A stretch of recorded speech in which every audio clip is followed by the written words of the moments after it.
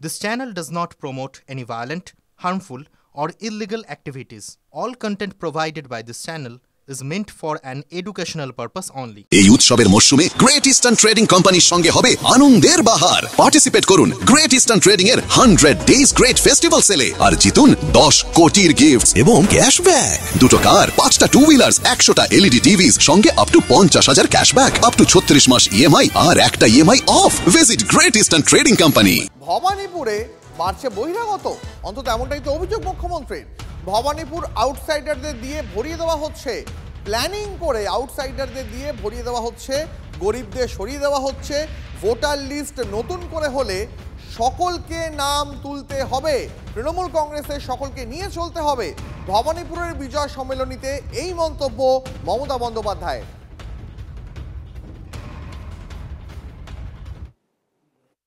তৃণমূল কংগ্রেসের দলের সম্পদ কিন্তু ওয়ার্কার্সরা, এবং তাই সবাইকে নিয়ে, সব মানুষকে সাথে নিয়ে।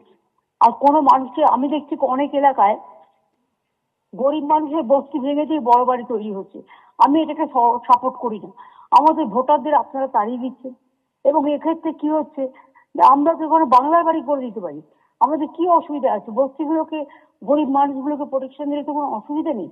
অনেক হিন্দিভাষী মানুষ আছে, অনেক বাংলাভাষী মানুষ আছে, এবং সবে আস্তে আস্তে ভবানীপুরটা পুরো আউটসাইডারদের দিয়ে ভরিয়ে দেওয়া হচ্ছে পুরো একটা প্ল্যানিং করে।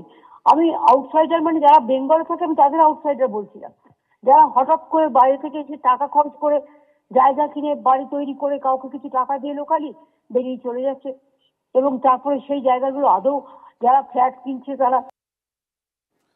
আপনারা শুনলেন মমতা বন্দ্যোপাধ্যায়ের বক্তব্য। ভবানীপুরে বাড়ছে বহিরাগত, এমনটাই অভিযোগ করলেন মুখ্যমন্ত্রী। প্ল্যানিং করে আউটসাইডারদের দিয়ে ভরিয়ে দেওয়া হচ্ছে ভবানীপুর। এই মুহূর্তে আমাদের সঙ্গে কেন্দ্রীয় মন্ত্রী সুকান্ত মজুমদার রয়েছেন টেলিফোন লাইনে। সুকান্তবাবু, মমতা বন্দ্যোপাধ্যায় বিজয় সম্মেলনীতে অভিযোগ করলেন রীতিমতন প্ল্যানিং করে ভবানীপুরে আউটসাইডারদের এনে ভরিয়ে দেওয়া হচ্ছে, গরিবদের সরিয়ে দেওয়া হচ্ছে, কি বলবেন? দেখুন, মমতা বন্দ্যোপাধ্যায় কালকে যে কথা বলেছেন এর বেশ কয়েকটি আঙ্গিক আছে বলে আমার মনে হয়। প্রথমত হচ্ছে, যদি বহিরাগত এসে বড় বড় নাকি বিল্ডিং তৈরি হচ্ছে উনি বলেছেন গরিবদেরকে সরিয়ে দিয়ে, তাহলে প্রশ্ন হচ্ছে কাউন্সিলর ওনার, এবং সম্ভবত ওনার ফ্যামিলির একটা অংশ আছে কাউন্সিলর হিসেবে। আচ্ছা, মেয়র ওনার, বিধায়ক উনি নিজে, মুখ্যমন্ত্রী, হোম মিনিস্টার উনি নিজে। তাহলে এত কিছু হচ্ছে, বিশেষ করে মেয়র যখন ওনার, তাহলে কি মেয়রের অজান্তে এতগুলো বিল্ডিং এর প্ল্যান পাস হয়ে যাচ্ছে, নাকি মেয়রই প্ল্যান করে মমতা বন্দ্যোপাধ্যায়কে হারানোর চেষ্টা করছেন? এই প্রশ্নটা তো সবার আগে ওঠে। দ্বিতীয় যে বিষয়টি এসছে, আমার কাছে যতদূর খবর, মাননীয় মুখ্যমন্ত্রী তার কর্মীদেরকে নির্দেশ দিয়েছে যে এসআইআরটা ভালো মতো করতে। তার মানে মাননীয় মুখ্যমন্ত্রী অ্যাটলিস্ট মেনে নিলেন যে এসআইআর এর মধ্যে দিয়ে যদি সো কল্ড ওই ধরনের কিছু হয়ে থাকে কোথাও, তার কিন্তু রেকটিফিকেশন হওয়া সম্ভব, অর্থাৎ এসআইআর হচ্ছে এফেক্টিভ। বেশ, অনেক ধন্যবাদ আপনাকে। কথা বলছিলাম কেন্দ্রীয় শিক্ষা প্রতিমন্ত্রী সুকান্ত মজুমদারের সঙ্গে। এই মুহূর্তে সিপিএম নেতা সুজন চক্রবর্তী আমাদের সঙ্গে রয়েছে টেলিফোন লাইনে সরাসরি। সুকান্ত বাবু, মমতা বন্দ্যোপাধ্যায় বলছেন আউটসাইডারদের এনে ভবানীপুর ভরিয়ে দেওয়া হচ্ছে, গরিবদের সরিয়ে দেওয়া হচ্ছে, ভোটার লিস্ট নতুন করে হলে সকলকে নাম তুলতে হবে। এই কথা কেন বললেন মুখ্যমন্ত্রী, আপনার কি মনে হয়?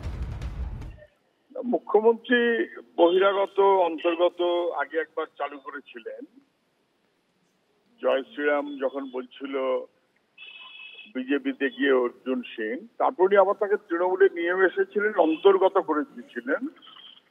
ফলে তৃণমূলে থাকলে অন্তর্গত আর বিজেপিতে থাকলে বহিরাগত যে তত্ত্ব, সেই তত্ত্বের মনোভাবে চলাটা কোনো যুক্তিসঙ্গত ব্যাপার বলে আমার মনে হয় না। বেশ, অনেক ধন্যবাদ আপনাকে। বেশ, অনেক ধন্যবাদ আপনাকে। আমরা কথা বলছিলাম সিপিএম নেতা সুজন চক্রবর্তীর সঙ্গে। ভবানীপুরে বাড়ছে বহিরাগত, এমনটাই অভিযোগ মুখ্যমন্ত্রীর। বিজয় সম্মেলনীতে তিনি বললেন ভবানীপুর আউটসাইডার এনে ভরিয়ে দেওয়া হচ্ছে, নতুন ভোটার তালিকা হলে সকলকে নাম তুলতে হবে, এমনটাই বললেন মমতা বন্দ্যোপাধ্যায়। এবার দেখুন, এই ভবানীপুর কিন্তু বেশ হটস্পট। তার কারণ এর আগে ভবানীপুর নিয়ে কি বলেছিলেন শুভেন্দু অধিকারী, রাজ্যের বিরোধী দলনেতা, সেটা একবার শোনাই এই মুহূর্তে আপনাদের। 9টা ওয়ার্ডে 6টা ওয়ার্ডে মমতা হেরেছে ভবানীপুর। এবং আমি আপনাকে বলছি আগামী মার্চ এপ্রিলের ভোটে ভবানীপুর বিজেপি জিতবে। আমি মমতা ব্যানার্জিকে ইনভাইট করব, আপনি এখানে দাঁড়ান, পালাবেন না। নন্দীগ্রাম থেকে হেরে পালিয়েছিলেন, আপনি এখান থেকে আবার মেটিয়াবুরুজে যাবেন না, মেটিয়াবুরুজে আপনাকে হারাতে পারবো না। আসন্ন ভোটে ভবানীপুরে মুখ্যমন্ত্রীকে 1 লক্ষ ভোটে জয়ী করবেন, এমনটাই দাবি করেছেন ফরহাদ হাকিম।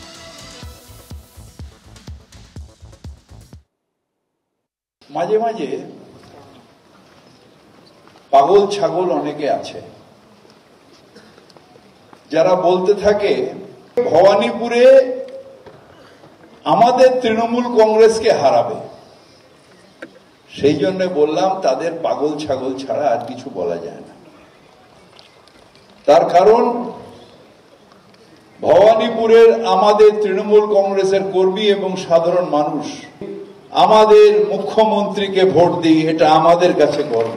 শেষ কথা নির্বাচন কমিশন বলে না, ইডি বলে না, সিবিআই বলে না, শেষ কথা বলে এই মানুষ। আর বাংলার মানুষ নিশ্চিত করে দিয়েছে যে মুখ্যমন্ত্রী ছিলেন মমতা বন্দ্যোপাধ্যায়, আছেন মমতা বন্দ্যোপাধ্যায়, থাকবেন মমতা বন্দ্যোপাধ্যায়। পাগলে কিনা বলে, ছাগলে কিনা খায়।